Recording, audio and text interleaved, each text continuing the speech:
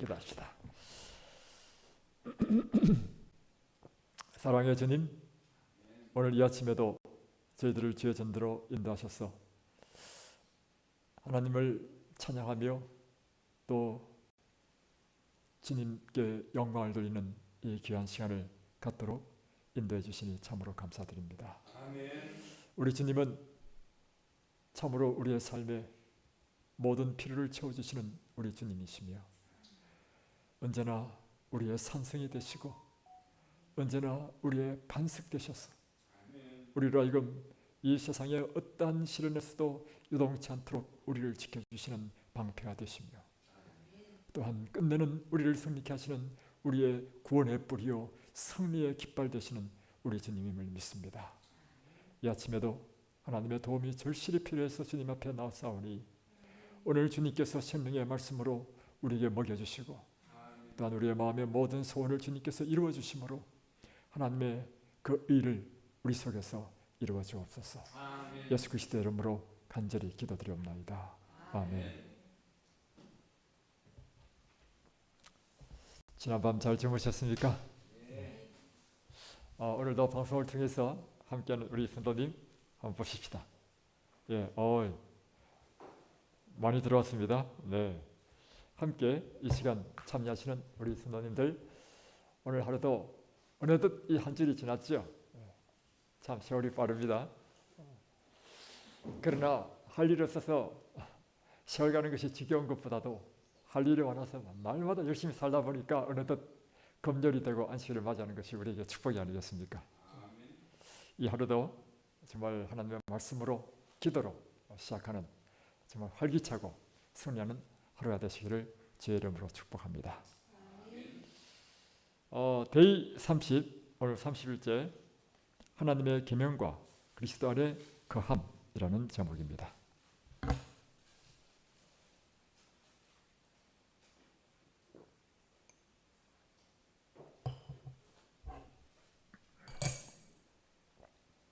하나님의 계명에 순종하는 것과 그리스도 안에 가는 것은 밀접한 관계를 가지고 있습니다. 두 가지 중 하나만을 가질 수 없습니다. 예수님께서 말씀하셨습니다.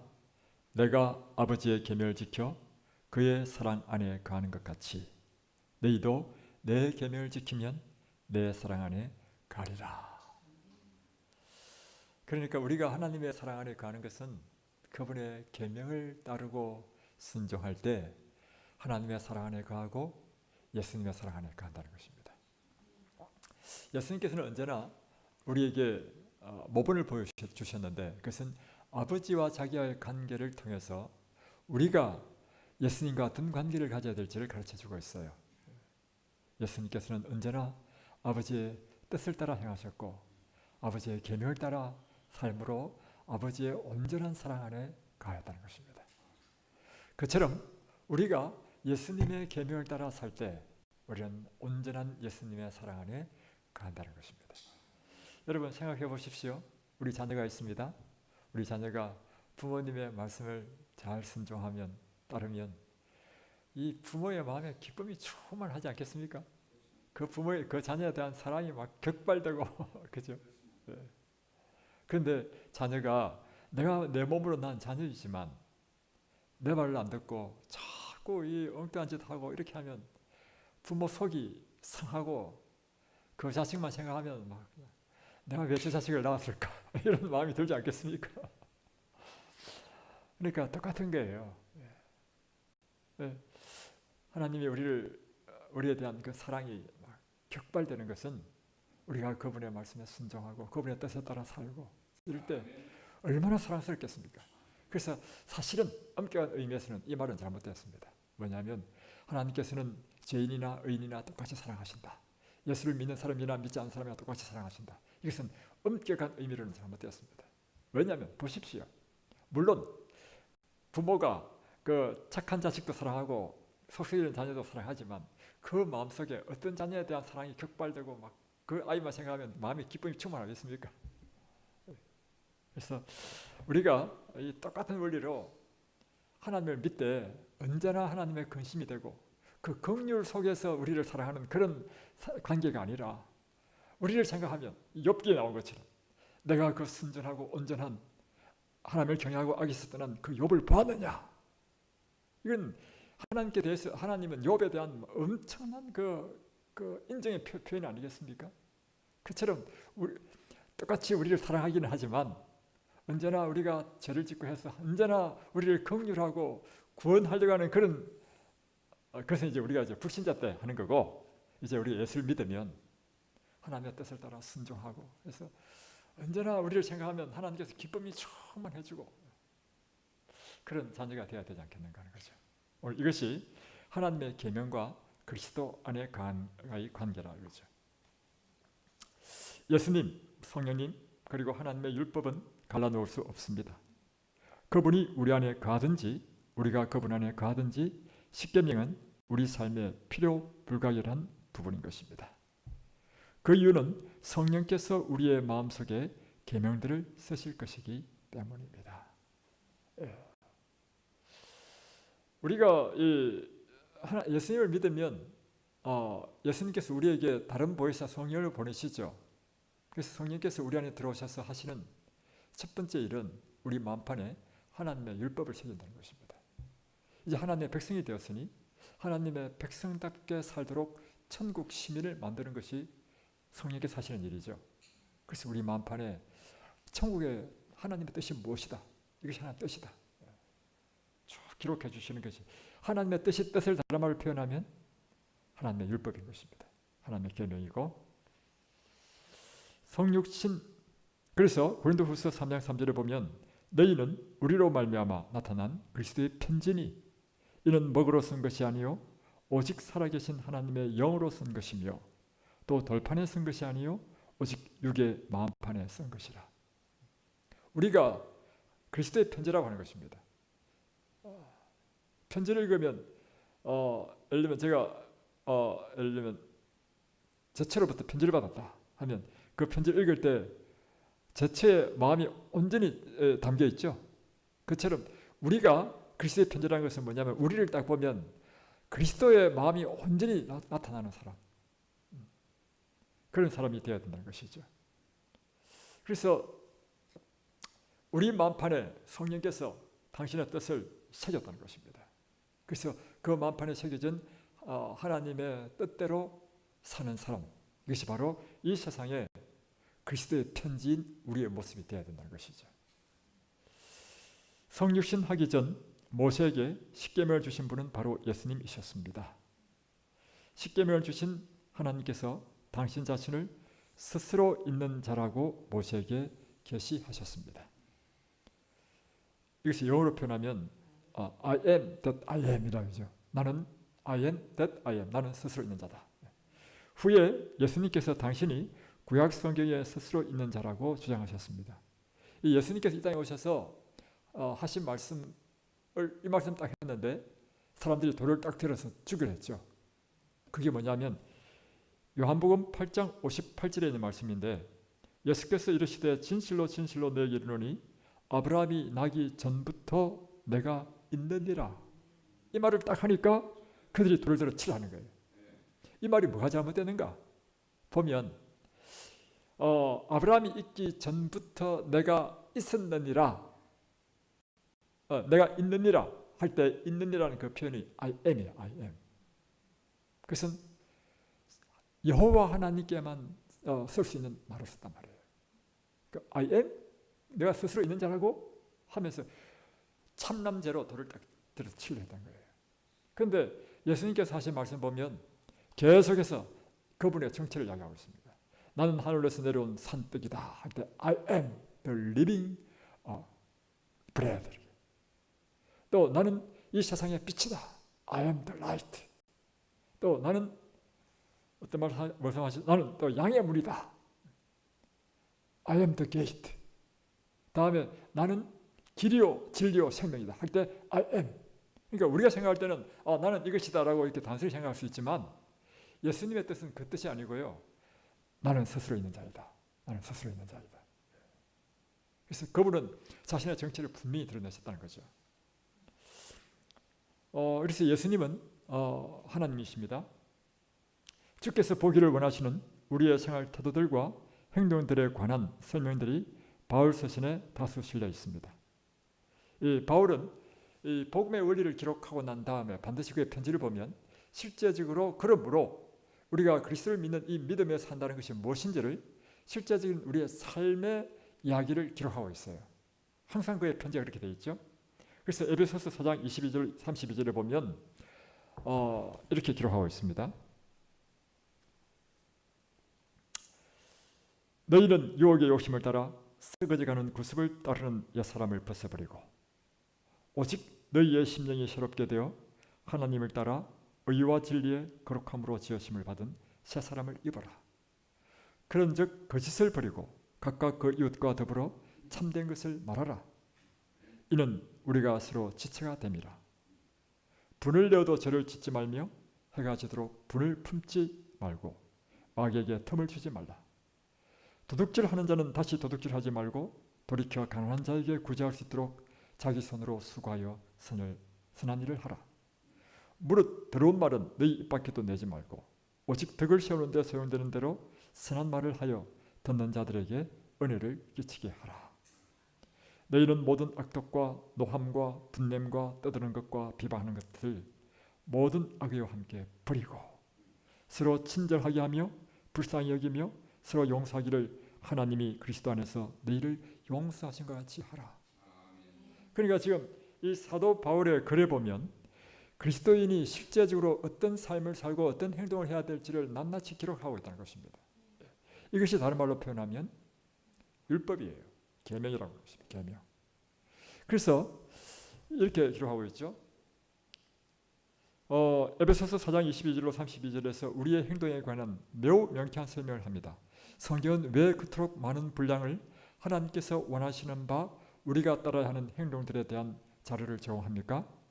그 이유는 하나님께서 원하시는 바 우리가 지녀야 할 태도들과 행동들이 무엇인지를 알아야 할 필요가 있기 때문인데 특히 우리가 좋지 않은 일을 하도록 시험받을 때 그 상황을 깨달을 수 있도록 하기 위함인 것입니다.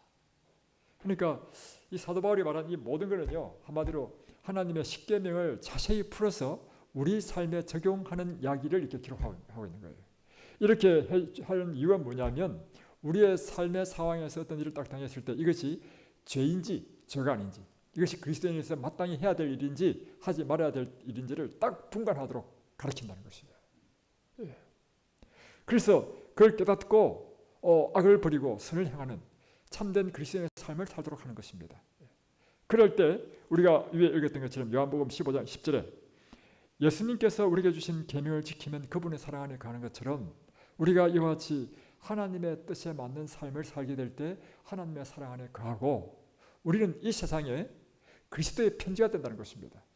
또한 이 세상에 그리스도의 향기가 되고 이 사람 보면 이 사람 진짜 예수님 믿는 사람이다. 이 사람 진짜 하늘의 사람이다. 무엇으로 나타났냐 그죠? 그의 삶으로 나타나는 거죠. 삶.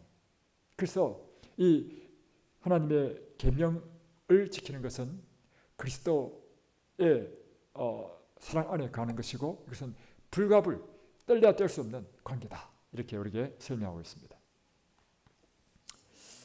만약 우리가 이러한 태도들과 행동들에 대한 하나님의 뜻을 알지 못한다면 우리는 그리스도께서 우리 안에 당신의 품성의 면면들을 드러내시도록 바랄 수 없습니다.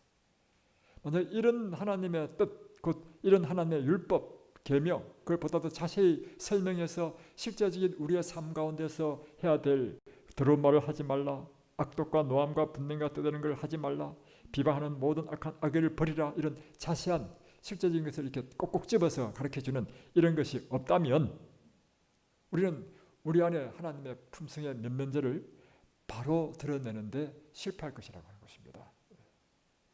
예를 들어 만약 어떤 사람이 동료 신자들에게 잘못하였을 때 그들이 계속 화를 내거나 비판적으로 말하는 것이 잘못되었다고 알지 못한다면 이제 막 느끼기 시작한 화나 비판적 정신으로부터 자신의 생각을 돌이키지 못합니다. 이게 뭐냐면 A라는 사람이 B에게 잘못했어. 보다 쉽게 하십시다. 이 김 집사가 박 집사에게 잘못했어. 그러니까 박 집사가 화를 내는 게 당연하죠, 그죠? 다시 한 번 더.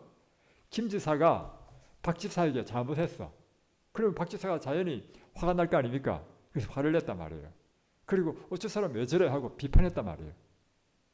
그런데 화를 내는 것과 비판하는 것이 이 하나님의 율법의 잘못이라는 사실을 알지 못한다면 계속해서 한번 잘못한 거 가지고 계속해서 화를 내고 계속해서 비판하면 되겠냐 말이에요. 안 된다는 것입니다. 그래서 이와 같이 이 율법이 있으므로 비록 그가 내게 잘못했지만 그래서 내가 화를 한번 냈단 말이에요. 그럴 수 있어. 그러나 계속 화를 내는 것은 잘못이다 말이에요. 이것을 깨닫게 하는 것이 바로 이 하나님의 계명이요 율법이라는 것입니다.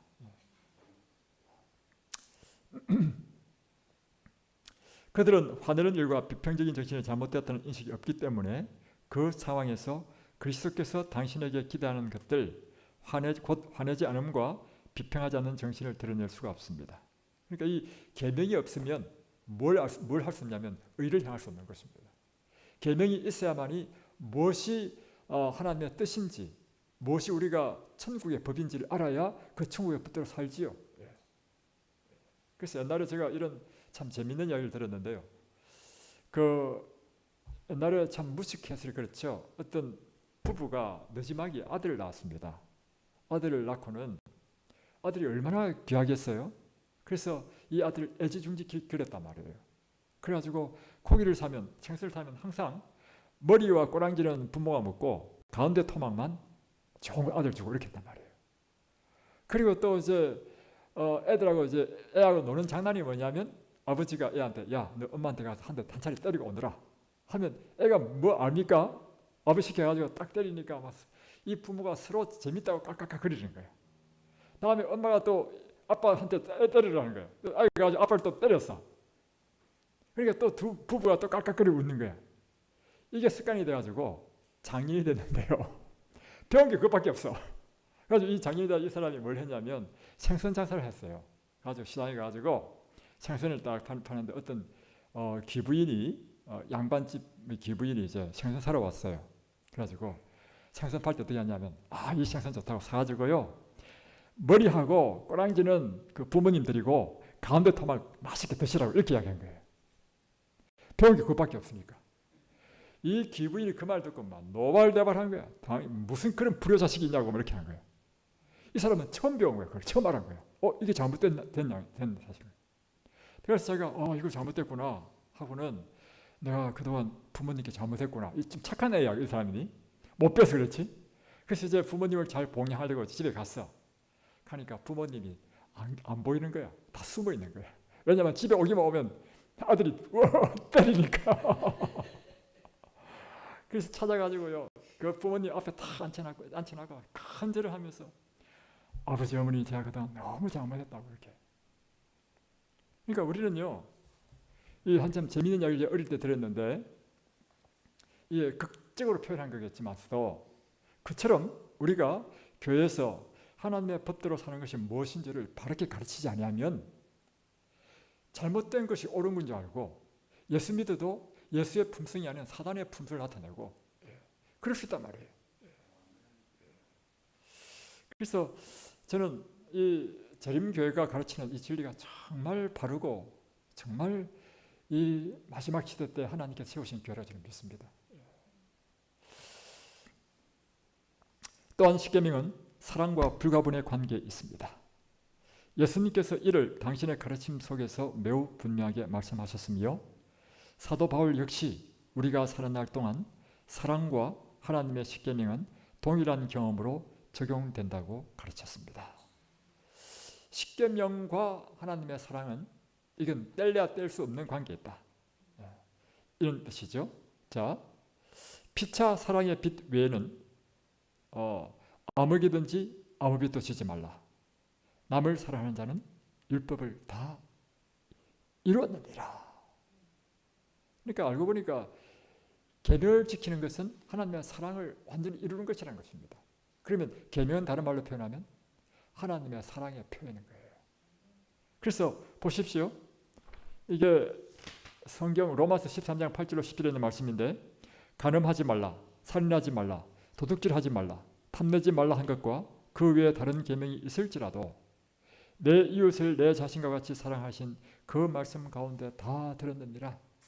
이 말은 뭐냐면 계명 가운데 5번째, 6번째, 7번째, 10번째 있는 그 모든 계명은 알고 보면 한마디로 표현하면 우리의 이웃과의 관계에서 어떻게 사랑해야 되는지를 가르쳐주는 계명이라는 것입니다.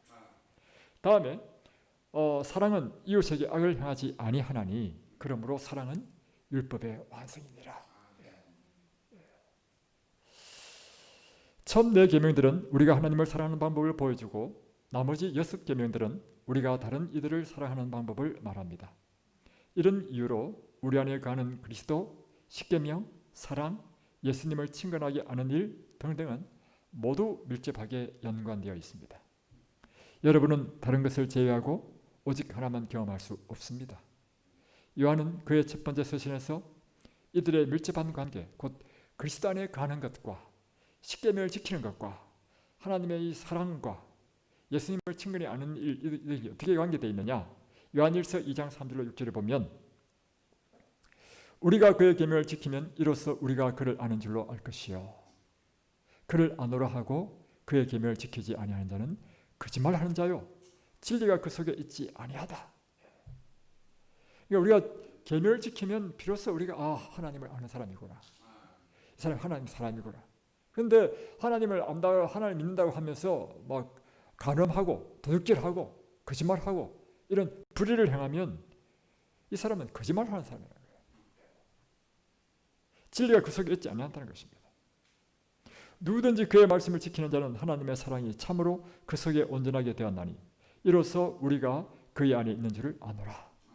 그의 안에 산다고 하는 자는 그가 행하시는 대로 자기도 행할지니라. 요한은 우리와 예수님, 그분의 계명들, 사랑, 그분과 함께 거함 등등의 관계를 명확하게 관련짓습니다. 요한은 만약에 우리가 그리스도 안에 거한다면 그분께서 사셨던 것처럼 우리도 살든지 그럴 것이라고 말합니다. 그러니까 우리가 그리스도 안에 거한다. 그 증거가 뭐냐? 예수님께서 하셨던 것처럼 그렇게 살 것이다. 예수님께서 그러셨던 것처럼 그렇게 그러실 것이다. 예수님께서 사람들을 사랑하셨던 것처럼 그렇게 사람들을 사랑할 것이다. 우리가 그리스도 안에 거한다는 그것은 고백으로 되는 것이 아니고요. 실제적으로 우리가 예수님 안에 거한다는 징표가 무엇이냐? 예수님께서 하나님을 사랑했던 것처럼 그렇게 하나님을 사랑하고 예수님께서 이 땅에 사셨던 것처럼 그렇게 사는 모습을 볼 때 이 사람 속에는 예수님이 계시구나. 그가 예수님 안에 거하는구나 하는 것을 알게 된다는 것입니다. 사랑과 품성에 있어서 우리는 점점 더 예수님을 닮아갈 것이기 때문에 우리의 삶은 하나님의 십계명에 순종하는 삶이 될 것입니다. 오늘도 참 우리에게 참 감동적인 말씀을 주셨죠. 그래서 이 재림교가 가르치는 이 진리는 명확합니다. 균형이 딱 맞춰져 있고요. 정말 그렇습니다. 오늘 우리가 진실로 하나님의 사람이라면 우리는 그리스도의 편지가 되어야 된다는 사실이죠. 이 세상에 그리스도의 향기가 되어야 된다는 것입니다. 우리를 통해서 그분의 냄새가 나야 돼. 우리를 통해서 그분의 품성이 나타나야 되고 우리를 통해서 그분의 행동, 사역이 나타나야 된다는 것입니다. 우리를 통하여 사람을 사랑하는 것이 어떤 것인지 이것이 나타나야 된다는 것이죠. 바로 그런 저와 여러분이 되길 바랍니다. 기도하겠습니다. 하늘에 계신 우리 아버지, 오늘 하나님의 계명과 그리스도 안에 거한다는 것이 무엇인지를 우리에게 자세히 가르쳐 주심을 참으로 감사드립니다. 우리가 그리스도 안에 있으면 필연 성령께서 우리 안에 충만히 임재하실 것이며 그 성령께서는 우리의 심령에 하나님의 율법을 새겨주실 것이고 그 하나님의 사랑으로 가득 찬 하나님의 율법을 통해서 우리가 이 세상에 사람들을 사랑하고 선을 행할 것입니다. 우리는 어느덧 정말 우리 육의 신비에 쓰여진 예수님의 편지가 될 것이며 우리의 삶을 통해서 그리스도의 향기가 나타나는 정말 향기가 진동하는 그런 그리스도의 향기가 될 것입니다. 오늘 우리로 하여금 그와 같은 사람이 되게 하여 주옵소서. 예수님의 이름으로 기도드립니다. 아멘.